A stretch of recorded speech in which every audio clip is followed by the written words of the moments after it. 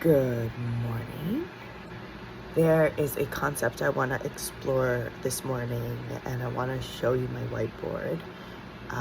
But I'm going to be looking at what I'm doing in the camera, and I'm going to be writing on the whiteboard. So this is going to be interesting.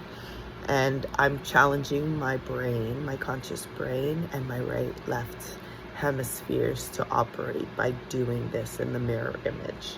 Okay, instead of what's in front of me.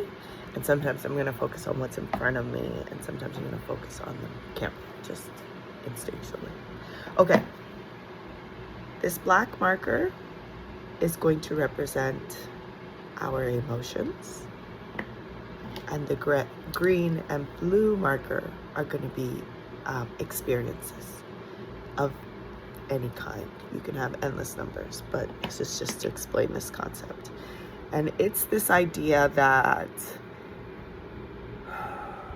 okay, so let me start with a statement. I see more than most people do. And sometimes these things are tangibly in front of me in the real world, or sometimes it's a concept, an abstract reality for which my body generates an accompanying visual movie for, whether it's in my dreams or whether it's in my waking time, when I'm meditating, or when I'm just trying to understand or comprehend, or when I'm watching something already created in the real world, so like a movie or a storyline that parallels, then I can see something else. So that's just how, think of it as like my body takes data from the world in real time and from worlds of other people through books and movies and stories, and can generate a hologram in my own reality, whether it's just in my mind's eye or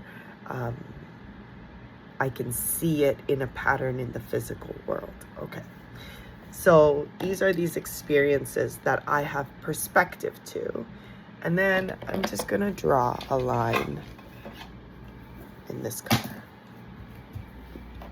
Okay, so I'm gonna look at my camera and my whiteboard. So here's the line of, that's the line of experiences right there. Okay? Or the line of time. I don't know what that is yet. We're just gonna draw a line. It feels necessary for it to be there.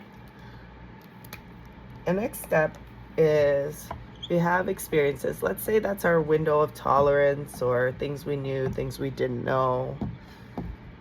Maybe something, okay, yeah, we'll call this things that are new go above here, things that are familiar go below. That feels appropriate.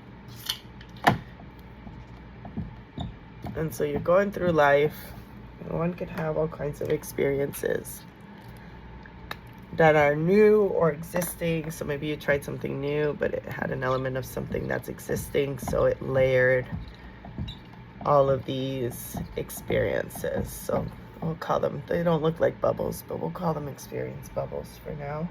The little fragments of time. And let's say those live in our psyche or in our bodies or in our realities somehow, some way, okay? New experiences, old experiences. I would imagine that eventually some of these new experiences drop and become old experiences.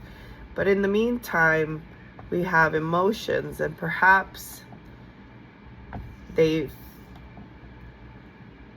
feel them differently on different days. And we relate and we access these experiences differently. So we can touch different points differently. So I'm working on this concept. I'm not entirely sure how it's going to play out, but this is what came up today as kind of these experience bubbles.